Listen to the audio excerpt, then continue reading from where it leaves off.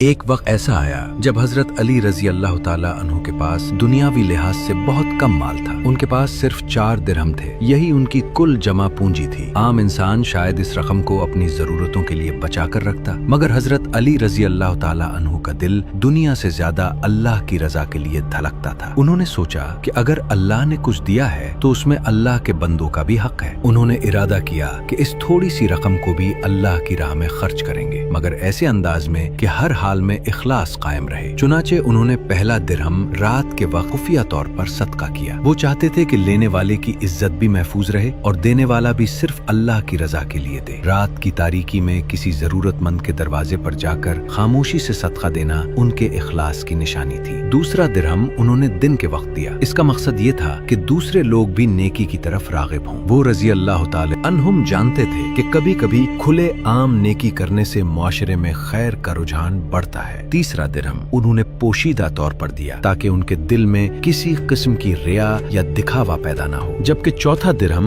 ظاہر کر کے دیا تاکہ لوگوں کو یہ پیغام ملے کہ اللہ کی راہ میں خرچ کرنا باعث عزت ہے، شرمندگی کی بات نہیں۔ یہ صرف 4 درہم نہیں تھے، یہ 4 مختلف نیتوں، 4 مختلف طریقوں اور 4 مختلف اخلاص کی مثالیں تھیں۔ حضرت علی رضی اللہ تعالیٰ عنہ کی زندگی میں سخاوت صرف مال دینے تک محدود نہیں تھی، بلکہ ان کی عاجزی بھی بے مثال تھی۔ وہ خود محنت کرتے، سادہ لباس پہنتے اور اکثر ضرورت مندوں کی مدد کرتے ہوئے اپنی ذات کو بھول جاتے تھے۔ کہا جاتا ہے کہ کئی بار وہ رات کے اندھیرے میں غریبوں کے گھروں تک کھانا پہنچاتے تاکہ کسی کو معلوم نہ ہو کہ مدد کرنے والا کون ہے۔ ایسے لوگوں کے بارے میں قرآن میں اللہ تعالیٰ نے فرمایا کہ جو لوگ رات اور دن پوشیدہ اور ظاہر اللہ کی راہ میں خرچ کرتے ہیں ان کے لیے اللہ کے ہاں اجر ہے اور انہیں نہ خوف ہوگا نہ غم۔ حضرت علی رضی اللہ تعالیٰ عنہ کی یہ ادا ہمیں سکھاتی ہے کہ اصل بہادری دشمن کو شکست دینے میں نہیں بلکہ اپنے نفس پر قابو پانے میں ہے۔ اصل دولت مال جمع کرنے میں نہیں بلکہ اسے اللہ کی رضا کے لیے خرچ کرنے میں ہے، اور اصل کامیابی وہ ہے جو انسان کو اللہ کے قریب لے جائے۔